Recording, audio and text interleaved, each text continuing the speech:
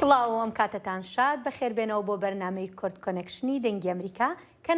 لە کەناڵی NRT-شەوە پێشکەشتان دەکرێت. من هێرۆ زەنگەنە ئەجی ساڵ حدەمی جرم ئەم بەرنمەیە ئیرۆدا ڕوونی ددن سەر gelek mijarên girîngên Amerîka cîhan û herêmê di nav de jî serdana serokê Amerîka û xanima yekem bo malbatên qurbaniyên gulebarana Texasê nûçeyên dawî ji Ukraynayê xwepêşandanê Îranê û tirsa xelkê Bakur û Rojhilatê Sûriyê ji operasyoneke leşkeriya Tirkiyê. ئەم ڕۆژ لە ئەمریکا ڕۆژی یادەوەریە کە ڕۆژێکی تایبەتە لە ڕێزگرتن لەو کەسانەی لە پێناو خاک و وڵاتدا گیانیان بەخت کردووە.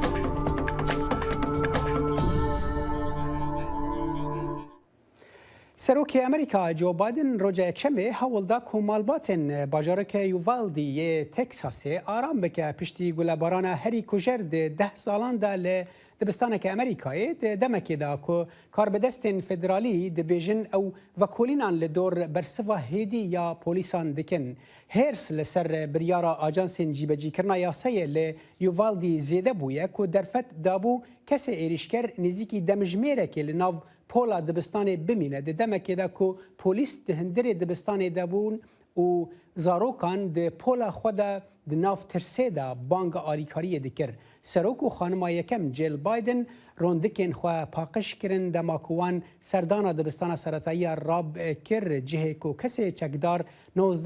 xwendekar û 2 mamoste kuştin. Wan gulên spî danîn ser tabloya dibistanê. Polîs dibêje çekdar Salvador Ramos yê 18 salî roja sêşemê bi tivingeke nîv otomatîk AR-15 kete dibistanê piştî ku dapîra xwe kuştibû. لە پاش هێرشەکەی هەفتەی ڕابردوو لە قوتابخانەیەکی سەرەتایی شاری یۆڤالدی تێکساس سەرۆک جۆ بایدن و خانمی یەکەم ڕۆژی یەکشەمە سەردانی شارەکەیان کرد تا لە نزیکەوە سەرخۆشی لە کەسوکاری ئەو 19 قوتابی و 2 مامۆستایە بکەن کە لەو هێرشەدا کوژران. دوای ئەوەی سەرۆک بایدن سەردانی شوێنی یادەوەری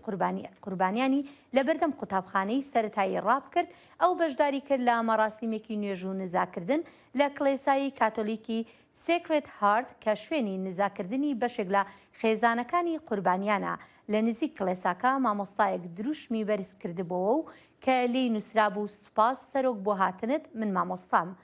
لەو کاتەی سەرۆک بایدن لە کڵێساکە دەرچووە بەرەو مەراسیمێکی تایبەت دەچوو لەگەڵ خێزانەکانی قوربانیاندا نزیکەی 100 کەس کۆبووبوونەوە و خۆپشاندانیان ئەنجامدا و هاواریان دەکرد سەرۆک کارێک بکە. ئەو وەڵامی دانەوە و گوتی دەیکەین. سەردانەکەی بایدن لە کاتێکدایە لێکۆڵینەوەی زیاتر دەکرێت لەبارەی بەدەنگەوە چوونی پۆلیس بۆ ئەو کارە ساتە. کاربەدەستان ڕۆژی هەینی ئاشکرایان کرد خوێندکاران و مامۆستاکان چەند جارێک تەلەفۆنیان بۆ پۆلیس کردووە و پاڕاونەتەوە یارمەتیان بدەن. ئەمەش پرسیاری زیاتر دەهێنێتە ئاراوە چونکە وەک دەگوترێت پۆلیس زوو نەگەیشتۆتە شوێنی ڕووداوەکە تا ڕێگری لە هێرشبەرەکە بکات تا ئەو کاتەی پۆلیسێکی پاسەوانانی سنوور دوجار هێرشبەرەکەی کوشتووە.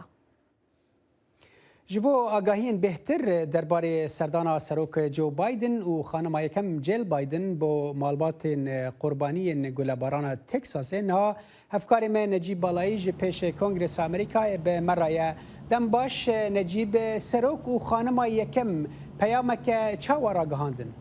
Belê sal hewek dizanî ku Serok Biden ji dema geşta xwe ya Asyayê vegeriyaye ve û gotara yekê pêşkêşkî derbareyî vê bûyera ku jer ku hemû gelê Amerîka pê êşiyaye şwî çaxî heta niha û her wisa ji dema pêşkêşkirina gotarekê li Universîteya Delaware xola derçûnê li wêrê jî balkişande ser vê bûyerê şwî demî heta niha Biden bêtaqet diyar dike yanî ji bûyerê gelek dagirtiye û xemgîn e. Her wek we jî gotî ku dema destegulê spî danîn ser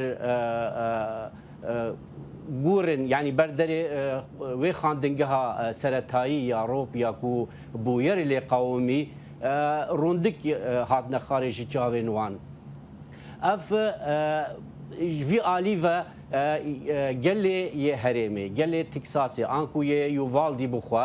hêriz bûye ji ber netevgeriyana پلاسیا یا پولیسان بایدن بالکشان ده سر گرنگیا پێنگاف هاوێتنێ بۆ تدبیر گرتن لە هەمبەروان چەکان دەوێت تشتێک بێتەکردن وەکە نوچەی خۆشدا گوتی و خەلکی ژناوا گەل بانکرێ هێویدارین و هون تشتێکی بکەن دەماکو حاکمێ تەکساسێ گرێکی ئابۆت لەگەل سەرۆک بایدن بوو هەند کەسان بانگی حاکمی کرد گوتێ شەرمش خۆ بکە هەندە پێنگاوان باوێژە ئەف یەک ji ber çi hate gotin ji ber ku hakimê Teksas kesekî alîgirê yê çekan tênaskirin ji ber wê yekê hindekî xelkê herêmê û qurbaniyên yên xwendingeha ya seretayî ya rûb حاکم عاجزن هر وسا ji polîs jî ku tevnegeriyane heta ku wezareta dadê bankiriye ku ew ê lê kulînan li dij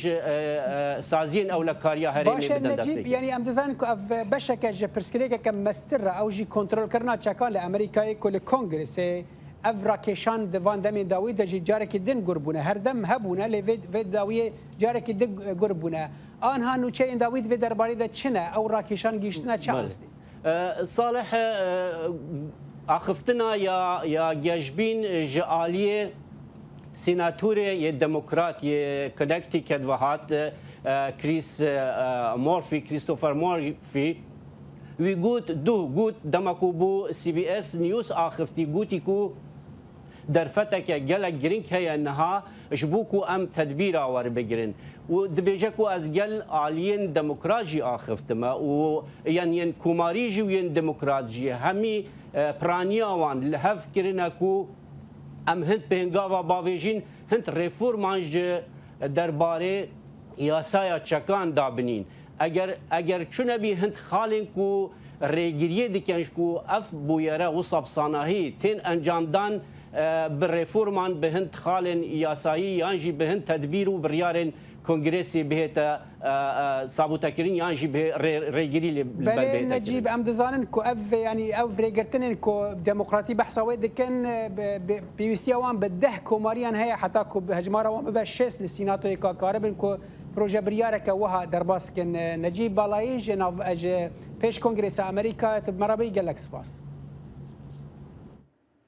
ئەمڕۆ لە ئەمریکا ڕۆژی یادەوەریە و لەم ڕۆژەدا ڕێز لەو ژن و پیاوانە دەگیرێت کە لە کاتی خزمەتکردن لە نێو ڕیزەکانی هێزە چەکداریەکانی ئەمریکادا گیانیان لەدەستداوە. سەرۆک جۆ بایدن لەمڕۆدا سەردانی گۆڕستانی نیشتیمانی ئارلینگتن دەکات و بۆ یەکەم جار پاش 2 ساڵی پەتای کۆرۆنا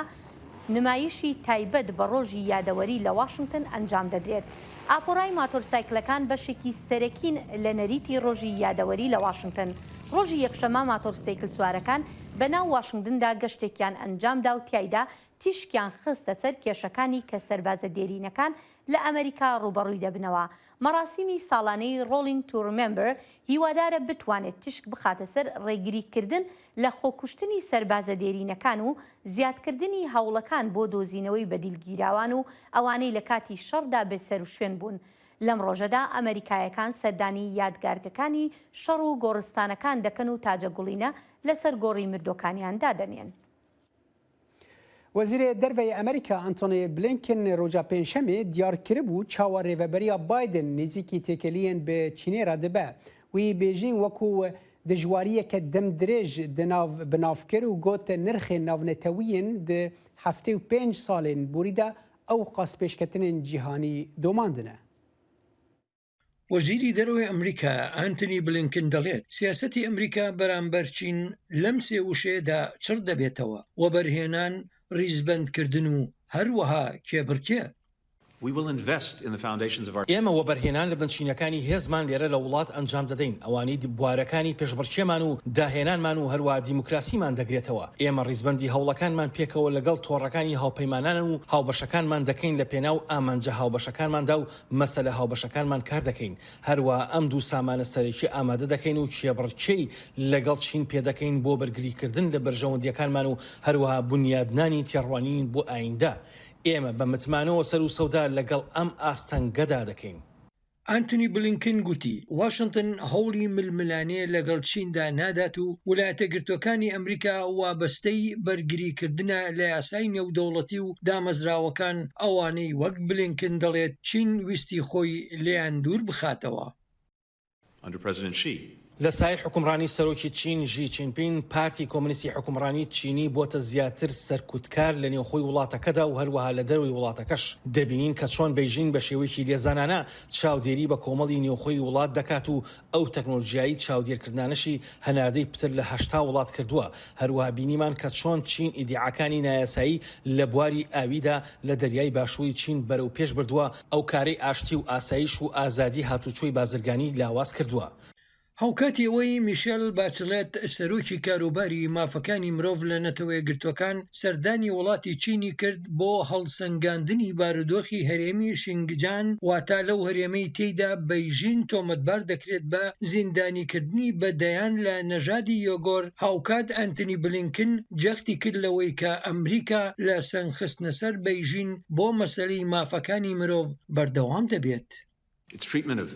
شێوازی مامەڵەکردنی چین لەگەڵ کەمینە نەژادی و ئاینەکان لە هەرێمی شینجیانگ و لە تبت هەروە سەرباری چەندان گرتنەبەری ڕێکاری دیکە لەلایەن چینەوە دژی پرینسیپە بنەڕەتیەکانی پەیماننامەی نەتەوەی گرتوەکانە. ئەو پەیماننامەی کە بەردەوام بەیژین ئاماژەی پێدەدات هەروە جاڕنامەی گردوونی مافەکانی مرۆڤ کە دەبێت هەموو وڵاتان پابەند بن پێوەی. هاوکات سەرکوتکردنی ئازادی لە هۆنگ کۆنگ لەلایەن چینەوە پێشلکردنی بەڵێنەکانی چینە بۆ ڕادەستکردنەوەی هۆنگ کۆنگ ئەوانەی لە پەیماننامەکەدا هاتووە و لە نەتەوەی گرتوەکاندا هەڵگیراوە. ڕۆژی دووشەمە سەرۆک جۆ بایدن گوتی ئەمریکا دەخوازێت هێزی لەشکری وڵات بەکار بێنێت بۆ بەرگریکردن لە تایوان، ئەو کاری کە گۆڕانێکی بەرچاو بوو لە سیاسەتی استراتیژیەتی ناڕوونی ئەمریکا، ئەوەی کاربەدەستانی ئەمریکا خۆیان لە بەڵێنی لەو جۆرە بە دوور ڕاگرت بوو. وەزیری دەرەوەی ئەمریکا بلینکن گوتیشی سیاسەتی ئەمریکا هەر وەک خۆی دەمێنێتەوە و نەگۆڕە. سیاستمان نەگۆڕاوە، بەڵام ئەوەی گۆڕاوە ئەوەیە کە بەیژین پێداگری زیاتر دەکات لە ڕێی هەوڵەکانی بۆ دابڕاندنی پەیوەندیەکانی تایوان لەگەڵ وڵاتان لە سەرانسەری جیهان و هەروە ڕێگریکردنی چین لە بەشداریکردنی تایوان لە ڕێکخراوە نێودەوڵەتیەکاندا. هاوکات بەیژین ڕێبازی هەتادێت ڕوو لە زیادبوونی پەیڕەو کردووە سەبارەت بە چالاکی و ڕەفتارە بەردەوامەکانی ڕۆژانەی پەیوەست بە هەستانی فڕۆکەی چینی لە جۆری PLA لە نزیک تایوان. ئەو ڕەفتارانی چین ئەو پەڕیمایی خوڵقاندنی نائارامی و مەترسی بە هەڵەلێکدانەوە دەخڵقێنێت، هەروەها هەڕەشەشن بۆ سەر ئاشتی و سەقامگیری لە بواری ئاوی گەروی تایواندا. وەزیری دەرەوەی ئەمریکا ئاماژەی داوگوتی ئەمریکا نایەوێت لە چین دابڕێت، بەڵکو لە بری ئەوە ئەمریکا دەخوازێت درێژە بدات بە بازرگانی و وەبەرهێنان لەگەڵ وڵاتی چینی خاوەندە سەڵات لە ئاسیادا، بەو مەرجەی وەک دەڵێت ڕەفتارەکانی چین ڕەواییان هەبێت و هەروەها ئاسایشی نیشتیمانی ئەمریکاش نەخاتە مەترسیەوە. بەلێ هێرۆ ئەف چالاکی دەبێن دەدەمەکێدا کو تایوانی دەترسن کو چینجی وەکو چاوە رووسیا عێریشی ئوکراینە کرد چینجی عێریشی وان بکە. بەڵێ ڕاستە. لەگەڵماندا بمێنەوە بەردەوامی لەسەر بەرنامەکەمان پاش ناوبڕێکی کورد بە کۆمەڵێک هەواڵی ترەوە دینەوەلاتان. دەنگێ ئەمریکا جافکانیەکە پێباوەریان و چاو ئاگاهیان.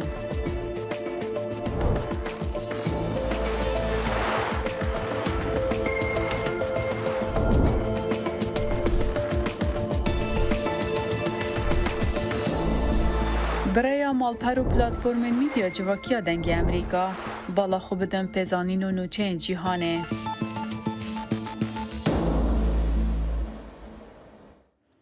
سەرۆکی ئۆکرانیا ڤلۆدیمیر زێلێنسکی ڕۆژی یەکشەمە ڕایگەیاند لەشکری وڵاتەکە بەردەوامە لە بەرگریکردن دژ بە رووسیا کە دەخوازن سیڤرۆدۆنتسک شارۆچکەیەکی سەرەکی ڕۆژهەڵاتی وڵاتەکە داگیر بکەن. لە گوتارێکی ڤیدیۆیدا زێلێنسکی گوتی دوژمن بنیادی گرنگی شارەکەی وێران کردووە و زیانی گەیاندووە بە لە سەدانەوەتی باڵەخانەکان. ئەو گوتیشی ئەوەی لە تواناماندا بێت دەیکەین بۆ ڕێگریکردن لەم هێرشانە ڕۆژێک نەبووە هەوڵمان نەدابێت بۆ دۆزینەوەی چەکی زیاتر و مۆدێرن بۆ بەرگریکردن لە خاک و خەڵکەکەمان. سوپاسی هەموو ئەوانە دەکەم کە بەرگری لە سیڤرۆدۆنتسک دەکەن و بە داگیرکەرانی نیشان دەدەن کە ئاشتی هەری ئێمەیە. زێلێنسکی لە یەکەمین دەرکەوتنی فەرمیدا لە دەرەوەی کیف لە سەرەتای دەستپێکردنی داگیرکاریەکەی رووسیاوە لە ئۆکرانیا سەردانی هێزەکانی وڵاتەکەی لە بەرەکانی پێشەوەی باشووری ڕۆژهەڵاتی هەرێمی خارکیف کرد.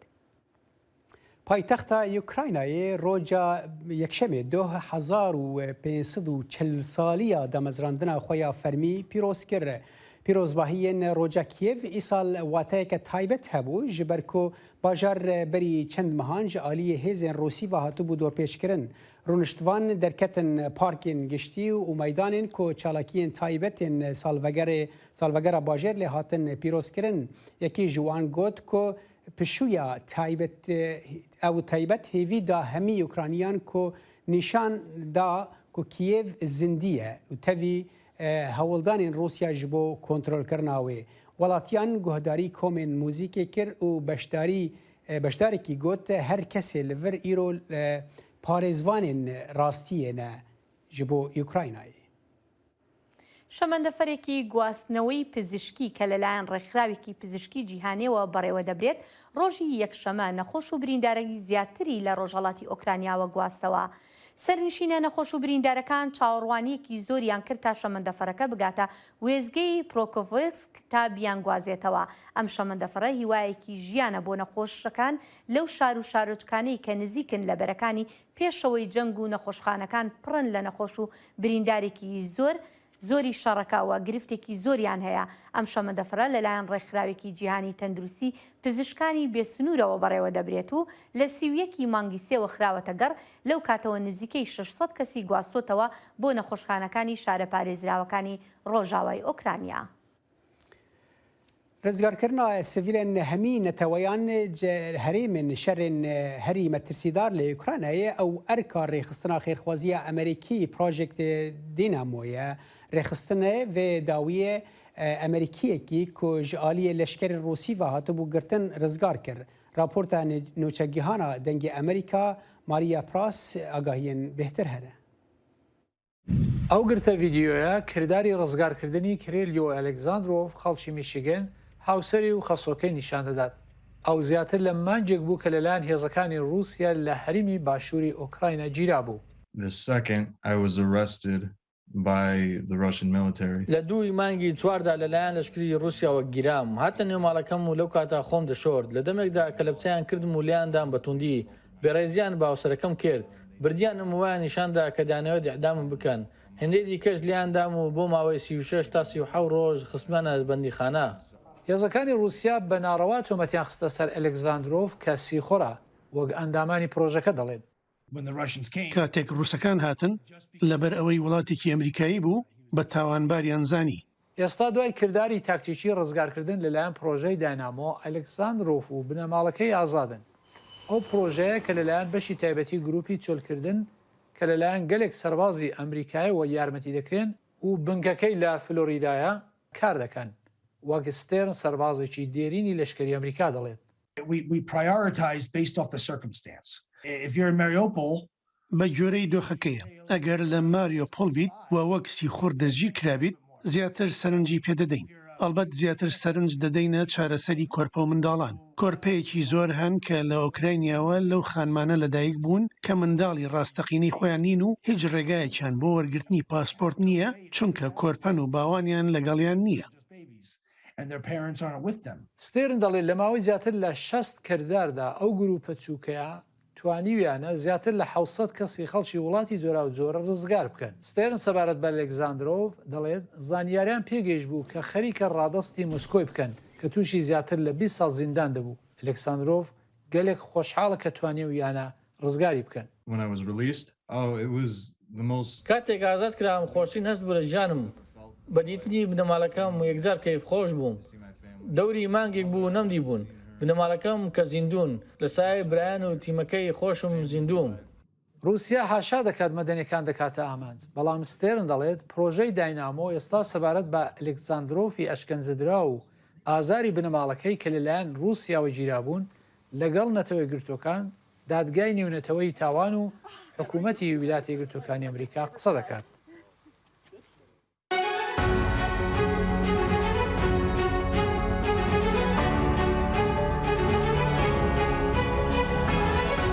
واشنطن بەرنمەیەکی هەفتانەیە لە بەشی کوردی دەنگی ئەمریکاوە ئامادە و پێشکەش دەکرێت من بەڵێن ساڵح هەموو ڕۆژانێکی هەینی لەگەڵ پسپۆڕاندا تاوتوێی گەرموگورترین بابەتی ڕۆژ دەکەین لە پەیوەندی بە سیاسەتی دەرەوەی ئەمریکاوە لەگەڵمان بن.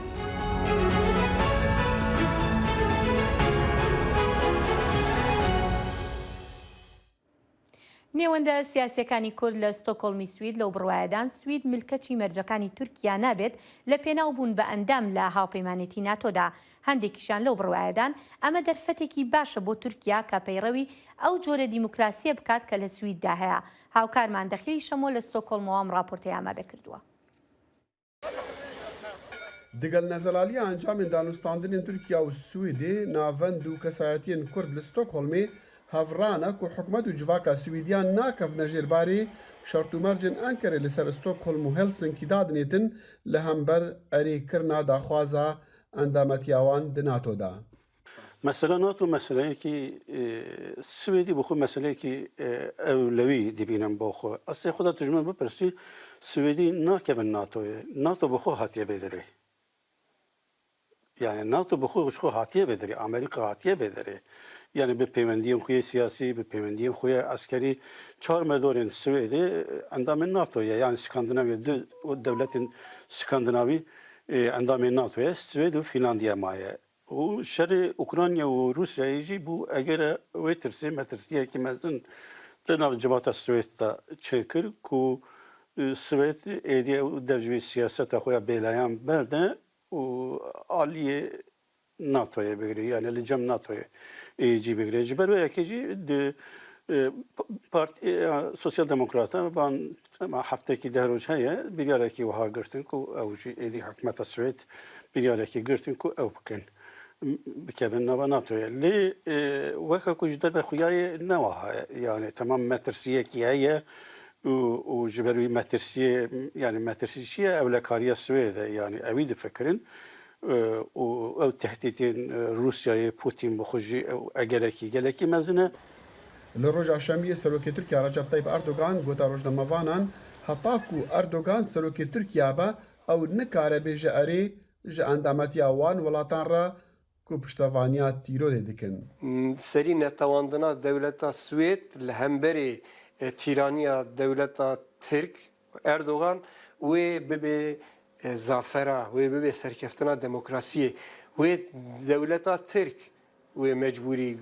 guherandinê bike. Hêviya me ev e û nîqaşê gonha pêşî dikevin di nav civaka Swêd de di çepemeniyê de di nav kesê pêwendîdar de wê hêviyê de din me got dewleta Swêd hikûmeta Swêd serê xwe ji dewleta Tirk re ji daxwazê wê faşîzane re serê xwe natewînî. Pêwîst e Swêd meselen ya Fînlanda nekevin bin bandora Tirkiye û siyaseta wan belkû ewan tesîr bikin ser Tirkiye'de ku guhartin nav Tirkiye'de bêçêkirin. Pêwîst e Tirkiye bê demokratîsekirin ne dewletên demokratîk ku xwe wek demokratîk pênasa dikin bibin wek bêjin kartek bi destê Tirkiye ku siyaseta xwe hember Kurdan bimeşîne. Lê xwe pêşadaneka roja şemviyê de li meydana ser Gewsiya nêvenda bajarê Stockholmê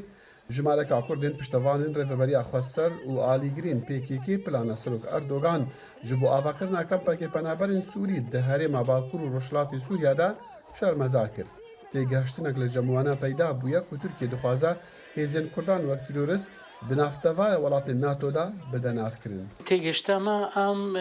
yani em ji aliyê Kurd li vir jiyan dikin ew dikin hinekî em qeleqek heye got ev Tirkiye karibê vêna bixê weke rojeveke de got bêjê bêwela sebebê got em Swêd di nav NATO'da qebûl nakin dibê heqê Swêd e xwe biparêzê xeterîk ser heye lê sebebê got nakeve NATO'da jî Kurdin. Yani em dibina qurbanê vê ew ê û têne ser bazara masê û serma bazara dikin ev hinekî em naxwazin got Kurd di vê pirsê de bibina pirseke bazariyê. Yani ev ji bo ma ji bo Swêd ji bo pirsa demokrasî û prensîpê mafê mirova de em şaş dibînin. سوید و فنلند دەبێژن ئەو تیرۆری شەرمەزار دکن و ئامادەنە هەفکاریە بە ئەنکەرە ڕابکن لێ شارەزا و ناڤەندên فەرمی باوەڕ دکن و سوید هەفبەندا شەڕێ داعشێ بوو وان هێزین کوردان و هەفکاری دنەهێلانە داعشێ دەکریا وەک تیرۆریست نادن ناسکردن. دەخیلێ شەمۆ دەنگی ئەمریکا ستۆکهۆڵم. داخوازە سوید و فنلندا یا ئەندامتیان ناتۆیە و ڕاوەستانە ترکیە لە دژی تەڤلێبوونا وان هێنجی مژارên ڕۆژەڤێنە و بیر و بۆچینên جیاواز ji aliyê wan her du welatan Tirkiye û endamên dinê NATOyê ve bi xwe vegirê dane. بەڵێ ساڵح دەزانین کە هاوکارمان دەخیل بۆ ئەم مەبەستە ئێستا لە سویدە لە ستۆکۆڵم بۆ ڕووماڵکردنی ئەم بابەتە. دەخیل سپاس دەکەین کە لەگەڵمان دایت و ماندوو نەبیت دەمەوێت بۆ پرسیارە دەست پێ بکەم. دەزانین کە چۆنەڵی کوردەکانی ئەوێ بەشداریەکی زۆریان لە کایی سیاسی ئەو وڵاتەدا هەیە. دەمەوێت بزانم ئەو کوردانەی کە لە با بڵین لە کایە سیاسەکەیان لە وڵاتە لەم بارەیەوە چی ئەڵێن ڕایان چییە لەم بارەیەوە؟ سپاسێرۆ هەلبەتە وەکو وەدڕاپۆرتە بیسی ژمارەکە بۆ ناڤەندین کوردی لێرە لە ستۆکهۆڵمی بۆ چناوان وەسایەک و سوید دەڤشوان بەرنادا لێ مەبەستە سەردانەمەیە ستۆکهۆڵمیژی بڕاستیژی دوسێ بابەت بوون دوسێ لایەن بوو لایەنێک بوو ئەو بوو کوردا ببینین یا دوێژی شارەزایەن هەم سویدی هەمژی خەڵکیێدی لێ دەستگەهن وەکو بێژن اتفرمي دال فيدري وياسيجي عندما برلمان السويدي ويادجي هم واقرن تركسه كي جو حكمتها سويدي مره باخفتن und زانن und بي هيسجي ava جدام يكون مسبرساناتو تشي بويو دا او دا خاصادكري للسويدي كاس علي حكمتي بحسيناك كاس تبينيا نادا كاس داخويا نيا نادا دما اساتيمكم ببريا هافالان ما هول داد دقال وزارة الدرفة بيوندي بكين دقال هالبت لاني ديجي هالبري چند دقيقة وزارة الدرفة برسفا مدا كو إيروز البندوان بوم دبيجن مخابن ام نشين داخوازاتا پسند بكيش بو تفاوين دقال بيفداركي وزارة الدرفة جا وكو قوتي بأماكن خوش بو من لديسان صباحي اميل قال چند اندام من برلمان ج بارتيين جدا باخوين لي بارتيا سوشال ديمقراطا دست حالات تبينيان هتا نهانا دا اتر باورين جدا هنا هالبات للسلفي مسألة لاين جدا لي براني وصادي بيجن كو سويد بآساني دفج وكو بيجي بنماين آزادي وديمقراطية لفر برنادا برانبر اندامتيانا دول ديسانجي بهيفينكو ولاتيوان بكفا ناتو باشه دخیل بری چند روزان هنک خوپیشاندان چه بون از باور موجی او رومال کردن ولوی دری بونجی دو خوپیشاندان تشتی بالکش کوینه عبدالله اوجلان هاتو بون هلدان افجی بهانه ترکیه کد بیجه وای ولا اولاتنا پشتگیریا ترور دکن یعنی دوی درباره دا اف چقاس هلوستا سویدیان ام بیجن لاواز دکل برانبر ترکیه هلبت أبا برسك هاتي بحث كرن جقلك عاليان فو خلكي جي أو تشتديد يعني قالك خلكي كود خوبشاندانا دابون أم دقلوانا أخبين نقلك جوان بلقو هناك شوانا نرازي بن قوتي أم حسناك وينين ريبرا بين بلد كرن دي سانجي أو هاتي بوش بوشتفاني كرنا كردين باكورو روش آفاي سوريا كود تركيا نيازك هيا كامبا كيلو الآفابكا أو يك يادو يجيبو مثلا هندي بكو وكو دجاتيا هلوسي تركيا مثلا عندما تيا سويد الناتو دا جبوي كي بنيات برساتوت بيجي راسته بونمونا بيشتي وان خو بشاندانا چند كسان او تشدوي سانديا كو دي بيجن او كاسين كو افخو بشاندان بيك اناي شاج بونت فيا وصانا كنتشكو او بيانويا كان بهانك دي تركيا دا و سويديان بخطن قاف بك مثلا دانا كده كو هشتا بردوام لسر دانستان دنان رنگ گرکدیا دانستان دنان لنزیک بکرن سر مثلا و داخوازه ترکیه یکیجی اوکو وان خلکین کو اندامین پیکینا يعني درخن ياجي بدنا دستكو لسويديا دمينن راسة بيجي خلكي بحث كر يعني وبقالك ساجينا خوش بي او مثلا بالنكرنا وينين سلوكي زندان كريه بيكيكي بەڵێ دەخیل دەزانین کۆمەڵێک بابەتی ترت بەدەستەوەی کە لە ڕۆژانی داهاتوودا کاری لەسەر بکەی دەکرێت پێمان بڵێ پلانەکانت چییە؟ بخودی هیرو من جمارک بابت بحث کردیا و این حال دم از بحث کم یکجی جواکا کردال ویدری کانی چندی چالاکا و جبرچی جواکا کردال سوئدی چالاکتر جهر جهکی دی براورد دگل ولاتی دی کو رنگ جمارک کردال گلک من سوئدی گلک او یک یادوی گلک خورت کردال دگه کتن جی بریار دال سوئدی لسر آستی حکومت خارجی و لسر آستی برلمان دولتی و لسر آستی وكل بين بيونديا بحكومة الرا ونافندين روشنبيري وجواكي وسياسي ين كردا قال كي بهزن ابجا او بلا انا كازود كلاني دوي تشاوا خورتين كردان ليفر السويدي كتند جواكي دا خو جنجادن جواكي دا وكاني ترسل سر الناس ناما وكل بين نفشي سي كردان ليفر هي يعني او بابتك يا دي جي هالبتام باوريا سويديان بزاين لسر مثلا ناتو باوريا حكومتي جي بتايبتي وعندها برلمانك وطن هاجي وكو دي بيجن دري خو قلتنا بحثي بمثلنا كم بله دخيل هرچدي امزانن السويد ولاتك صار جي اس باورد كم كشو هوا ونقل صار لبشتا ديار دبي وكو كشو هوا بوهاري وكو في دري امريكا يا خو باريس هرچند كم وكو ايرش گرم بدستا بله دخيل شموتش السويد مروي قالك صار ما معي وامنها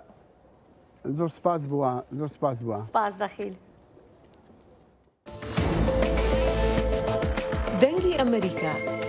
سەرچاوەی متمانە پێکراوی هەواڵ و زانیاری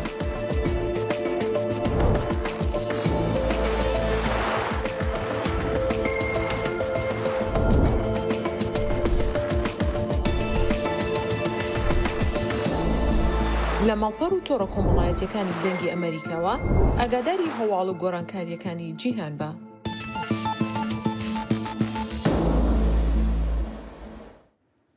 بە پێوگرتە ڤیددیویانەی کە ڕۆژی دووشەمە شیکاریان بۆ کراوە خۆپیشاندەرانی ناڕازی لە ڕووخانی باڵەخانەیەک لە باشووری ڕۆژاوای ئێران کە بووە هۆی کوژانی لانی کەم 31 کەس تووڕێیەکی زۆر نیشان دەدەن لە دژی شاندێکی ڕێبەری باڵای وڵاتەکە ئایەتوڵا عەلی خامنەئی و پۆلیسی دژە ئاژاوەش گازی فرمێشکڕژێن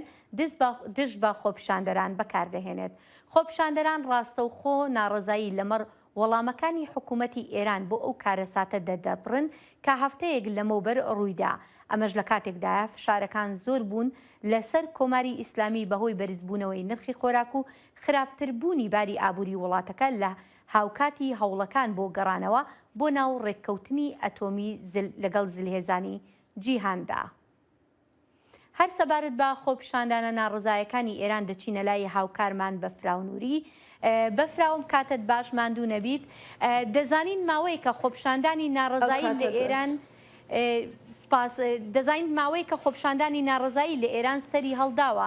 دژ بە گرانی و هەروەها باری خراپی ئابووری خەڵکی بەڵام لە پاش ڕووخانی باڵەخانەیەک لە ئابادان ئێستا زیاتر بووە و خۆپیشاندانانە. ئایا ئەم خۆپیشاندانانی هیچ جیاوازێکی لەگەڵ ئەوانی پێشووترا هەیە؟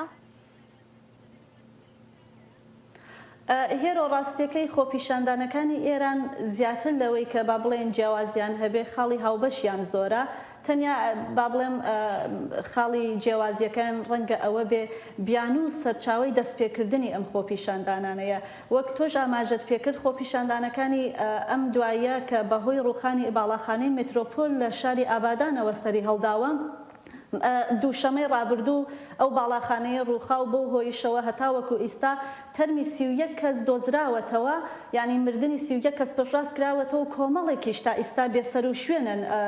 بەهۆی لەژێر با بڵێن پاشماوەی باڵاخانەکە هێشتا ماونەتەوە نەدۆزراونەتەوە. ڕەنگە خاڵی تەنیا خاڵێک جیاواز بەڕای من یعنی ئەوە بوو بێ یاوەکو میدیاکانی شەروەها باسی دەکەن ئەوەیە کە هەندێک لە عەشیرە با بڵێن عەرەبەکانی ئەو ناوچانەی خوزستان هاتوونەتە ناو بەشدارن لە خۆپیشاندانەکان و ئەمەش ئاماژەیەکە بۆ دەسەڵاتدارانی کۆماری ئیسلامی بۆ ئەوەی کوشتارەکانی با بڵێن ئابانی 92 کە ناسراوە بە ئابانی 92 یان کوشتنەکانی 2000 ساڵی 2019 مانگی 11 ساڵی 2019 کە لە ماحشەر کە پێی دەڵێن نەیزاری کوشتاری نەیزاری ماحشەر شارێکە نزیکی شاری ئابادانە لەوێ لە ساڵی 2019 دایلبنەکەم 2019 خۆپیشاندانەکان کە دەستیان پێکرد کۆمەڵێکی ینی خەڵکێکی زۆر لەوێ دەستڕێژی گلولەیان لێکرا و بەهۆی خۆپیشاندانەکانەوە کوژران ڕەنگە بوو بەشداریکردنی ئەم ئەشیرانە ئەو پەیامە بگەێنێ کە بەڵێ جارێکی تر ئەو کوشتنانە دووبارە نەبێتەوە بەڵام خاڵی هاوبەشەکەیان وەگوتم زۆرە بە نسبەتی خۆپیشاندانەکانی ڕابردووەوە دروشمەکانی یەکێکن دژی دەسەڵاتدارانی کۆماری ئیسلامین داوای باشترکردنی دۆخەکە دەکات پێشتر هەڵبەت داوای باشترکردنی دۆخیانە کە ڕەنگەی جیاوازیەکی تری ئەوە ئەم خۆپیشاندانانە ئەوە بێکە پێشتر ئەگەر داوای باشترکردنی دۆخەکەیانە کرد ئیستا لە بنەڕەتەوە داوای ڕەتکردنەوەی حکوومەتەکەن داوای گۆڕانێکی بنەڕەتی دەسەڵاتی کۆماری ئیسلامی دەکەن لە ئەم خۆپیشاندانەدا. بەڵێ بەفراو دەزانین ینی باری ئابووری ئێران لە پاش با بڵێن کشانەوەی ئەمریکا لە ڕێککەوتن ئاتۆمەکەی ساڵی 2015 و هەروە سەپاندنەوەی ئەو پەڕی فشارەکان بەسەر ئێراندا جارێکی تر خراپتر بۆتەوە و لە ئێستاشدا ینی ماوەیەک پێش ئێستاش هەر گفتوگۆ بەردەوام بوو بۆ گەڕانەوەی ئێران بۆ ناو ڕێککەوتنە ئەتۆمێکا دەتوانی پێمان بڵێ زانیاری نوێ لەسەر ئەو بابەتە چییە؟ زانیاری نوێەکان ئەوە بوو کە وەک دەزانی خۆش دەزانی لە با بڵێن گفتوگۆک ناوکیەکان لە دوای قۆناغی خۆیە لە دوای ئەوەی کە کۆماری ئیسلامی ئێران داوای دەرهێنانی سوپای پاسدارانی ئێرانێکی لە لیستی تۆرۆری ئەمریکا هەت لەو کاتەوە تاوەکو ئیستا ڕاوەستاوە ماوەیەک پێشستا میدیاکان ڕایانگەیان کە بەڕێوەبەرایەتی بایدن بە فەرمی ڕایگەیاندووە کە بە هیچ شێوەیەک با بڵێن کۆماری ئیسلامی لە لیستی تێرۆردا دەرناهێنێ مەگەر ئەوەی کە وەک وەزیری دەرەوەی ئەمریکا ڕایگەیان مەگەر ئەوەی کە ئێران هەندێک خاڵ بدا بە ئەمریکا و ئەویش ئەو خاڵانە هێشتا ڕوون نییە کە مەبەستیان لەو خاڵانە چییە ڕەنگە یەکێک لەو خاڵانە ئەوە بێ با بڵێن ئێران چی دیکە لە ڕێگای هێزەکانی سەر بەخۆیەوە ئاژاوە لە ناوچەکەدا دروست نەکات و ئاژاوەکان ڕابگرێت بەڵام وەک ڕۆبرت ماڵی لە هەفتەیەک پێشستا لە کۆنگرس باسی کرد با بڵێن داهاتوی ئەو ڕێککەوتنە زۆر گەشت نییە و باوەڕ ناکەن کە بگاتە ئەنجام لەگەڵ ئەوەشا بەڕێوەبەرایەتی ئەمریکا هێشتا سوورە لەسەر ئەوەی کە ڕێککەوتنی ناوکی باشترین ڕێکارە بۆ گەیشتن بە با بڵێن بۆ بەرگرتن بە ڕێگریکردن لە دەستڕاگەیشتنی کۆماری ئیسلامی بە با بڵێن پرسی ناوکی و چەکی ناوکی بەڵام هێشتا با بڵێن بەڕوونی شتێک لە ئارادا نییە کە داهاتوی ئەو ڕێککەوتنە بەرەو کوێ دەڕوات. بەڵێ هاوکارمان بەفراو نووریمان لەگەڵدا بوو زۆر سپاس دەکەین بەفراو. زایڵی داهێنان بەرنامەیەکی فەرهەنگی و هونەری بەشی کوردی دەنگی ئەمریکا. من ئاسۆ جەبار لە واشنگتن دیسیەوە هەردوو هەفتە جارێک دەبمە میوانی ماڵەکانتە لەگەڵمان.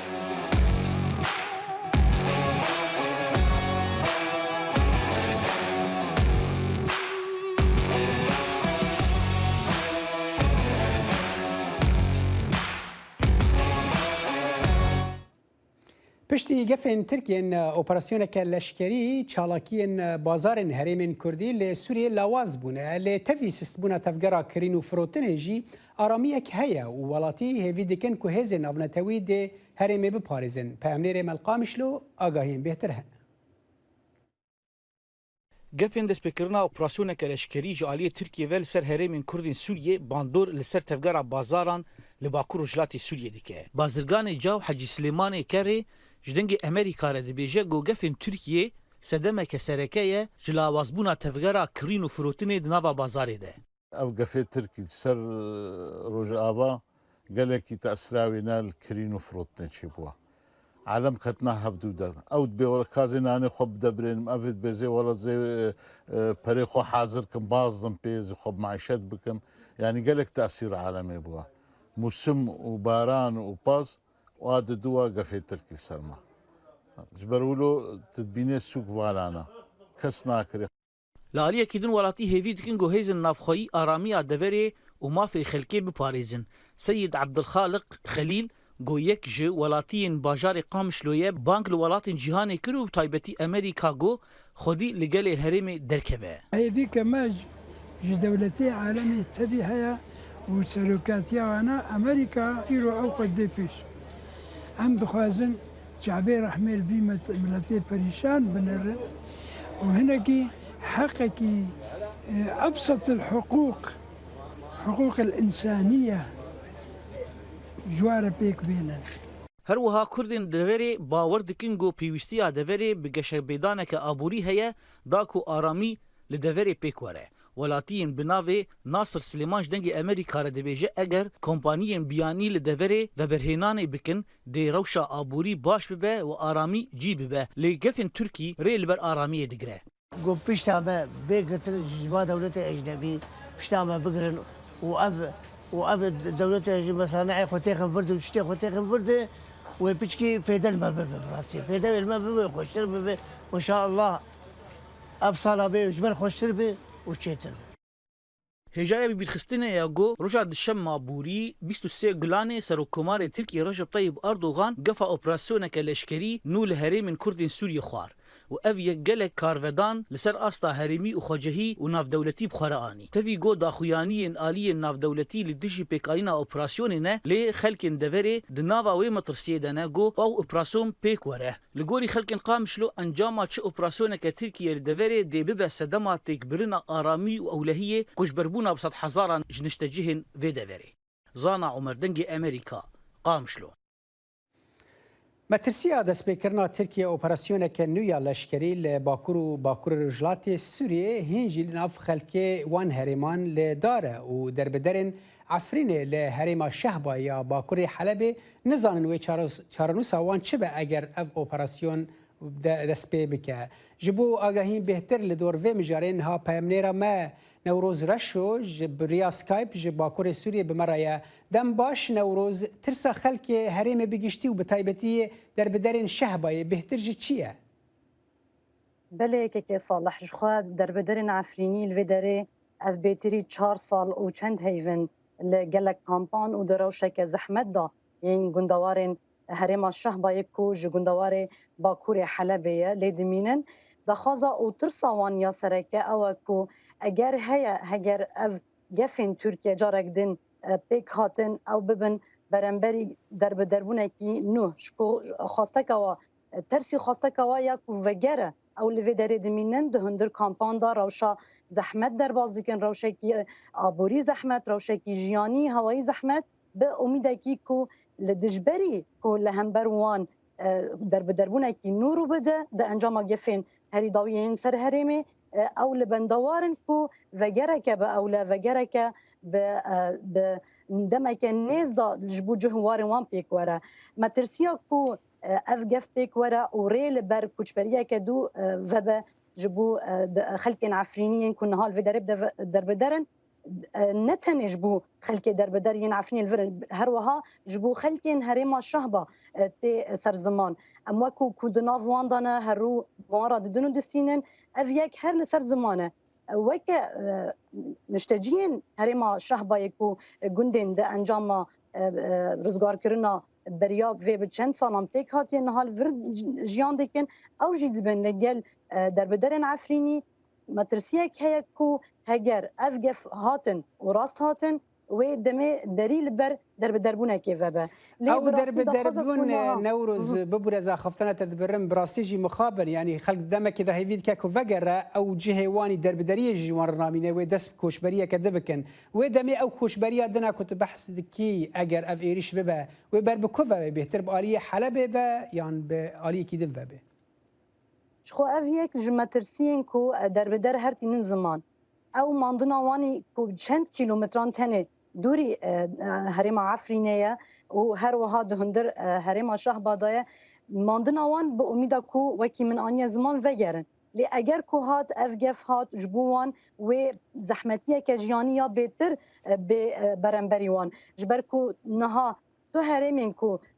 xwe bidinê wan yan jî em bêjin berê xwe bidinê piştî ku heger ev gefên dewleta Tirkiye hat li beremberî wan tune ye herêmên ku ne hemû dibin serweriyên hêzên Kurdî dane heger ku em bêjin اف گف پیک هاتن در بدربونه کی نول هرم رودا او بنچاری جاره کدن راستی گفین کل سر جیانوان ورج برکو دورن کو بر خوبدن دبن سرواری هزن جدا دانه ام دزانن گندوار حلب جهه ماندنا در بدرن عفرینی لدر دور و هزن حکومت سوری هنه هر وکیدن هزن روسی هنه هر کلک وانجی هزن ایرانی به جهد بن اگر کو گفت پیک هاتن و جاره کی دم مجبوری در بدربونه کی ببن جیانا وان نتهنه ده انجام ایریشن کو رو بدن هر وکیدن تو بارانا کو حیانا ها روزانه بردوام دکل هر منوان تنه مترسیا جیانا خو کو جیانا خود دست بدن باشه نوروز یعنی بری وی بری راگاندنا و اپراسیون جی ترکیه دست به گوتب و راگاند بکوان دست به پروژه که وگراندنا پنابرین سوری کری بو بحث میلیونک پنابر دکن و رنگ او هرم یک جوان نافچه 13 نافچه کو ترکیه پلان دکه خلکی و دری بجیه بک و دمه باندورا و یکی ول سر خلکی و هرمی چه به یعنی خلک دوی درباره ده بحث چه کن اگر تبکرتی بر سبب بدی بله ویکو ام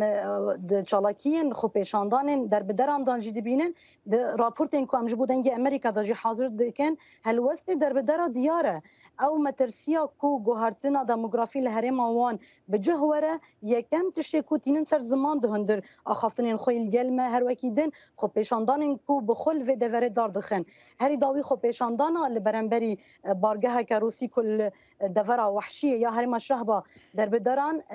اف مترسیا خواه کو پیکانه اف پروژه و گراندنا سورین کو جدورن دیترن نجهر ما عفرینه جبو جهن وارن وان پیلان و ریا وکرنا لبرنبری گوهرتنا دموگرافیا هرم وان ودی که اف یکا هانجی خطری و ریگرتنا لبرنبری مافکی خوزایی یا پنبرن عفرینی جی دبینن و لبرنبری او کسین سورین کو جدورن دیترن ورن نشون وان ور مجه کرن اف خطری کو هگرات بونوروس امیدوان یا وگره بگومان قلص دبه او د ویگه فیدانه کو هرم آخه د روشک گوهرتنه دا ببینن و نکاربن بگرن جبر کو کلام و خالت زلال بو نوروز دعوه لی بورنت کم دمامکی ما نوروز رشو پامنی رمج با کوری سوریت مرابایی گلکس باس بودم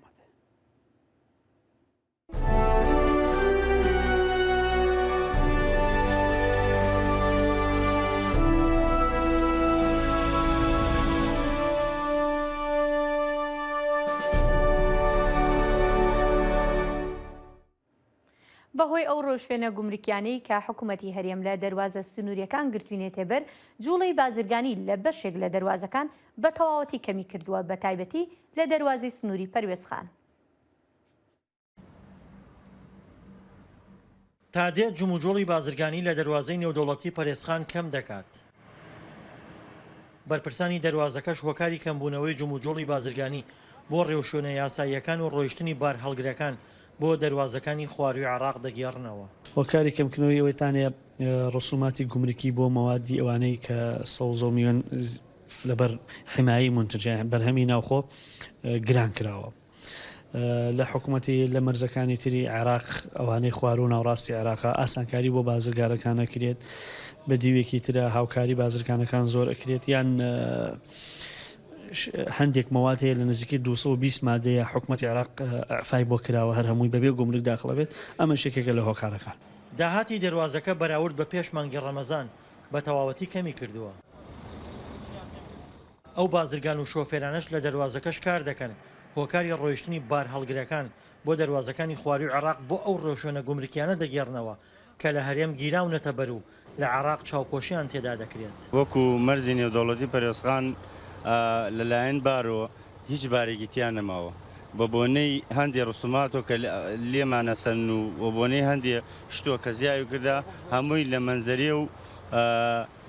مەنەلیوە بارەکانمان هەرمووی دەرەچێ بە بۆنەی ئەوەشەوە نە ئیشمان ماوە نە کارمان ماوە ئەم مەرزە 2600 و تقریبن 30 سایق لەسەرەتی هەمووینان بڕاو کراوە. بەرپرسانی دەواازەی پەروەزخان لایەنە پەیوەندیدارەکانی حکوومەتی هەرێمیان لە کەمبوونەوەی جوڵەی بازرگانی لە دەواازەکە ئاگادار کردوێتەوە. لەگەڵ نووسرامان کردو بۆ لایەنە معنیەکان لەگەڵ بازرگانەکانە کۆبنەمان کرد ئێستا دوایەوە کۆبنی تریشمانە بێت لەگەڵ بنکەکان و لەگەڵ لایەنی پامە بۆی بتوانین هیچ نەبێت ئەو بازرگانە دووبارە ئاڵوگۆڕی بازرگانی یان حەجمی بازرگان لەم دەواازە زیاد بکەینەوە. شۆفێرەکانی جەخت لەسەرەوە دەکەنەوە گەر حکوومەتی هەرێم پێداچوونەوە بەڕێو شوێنە گومریکەکان بکات جارێکی تر جوڵە بۆ دەواازەی پەروێزخان دەگەڕێتەوە. 100% بە تاکیدی بارەکان هەرمووی دێتەوە ئەم ڕسوماتانە کەم و بکرێ و حکوومەتی هەرێمی کوردستان بێتە دەم داواکاری ئەم شۆفێرێر و ئەم مەرزیە لە هەم ئەم مەرزێرە بەروبوومی ناوخۆی هەیە خۆ بە گیرفانی ساقان ناچێت بەڵێ ساق استفادەی لێەکە بەس وەکو شۆفێر ئیسفادەیەوە تا ئایگوازیێتەوە نێتە داواکاری و ئەم مەرزە تا بێ بۆ فەشل بوونەڕۆ. ئەو بازرگان و شۆفێرانەی لە دەواازەکانی هەرێم بەگشتی کار دەکەن. نیگەرانن لەو کۆمپانیانەی کە لە دەواازەکان و بە ناوی جیاجیاوە پارەیان لێوەردەگرن. دڵشادنوارە دەنگی ئەمریکا پەروێزخان. بینەر هێژە بە vê raportê Kurd Connection بداویتێ تا جارەکردن هەر شاد و بەختەوەرە بن. کاتێکی خۆش.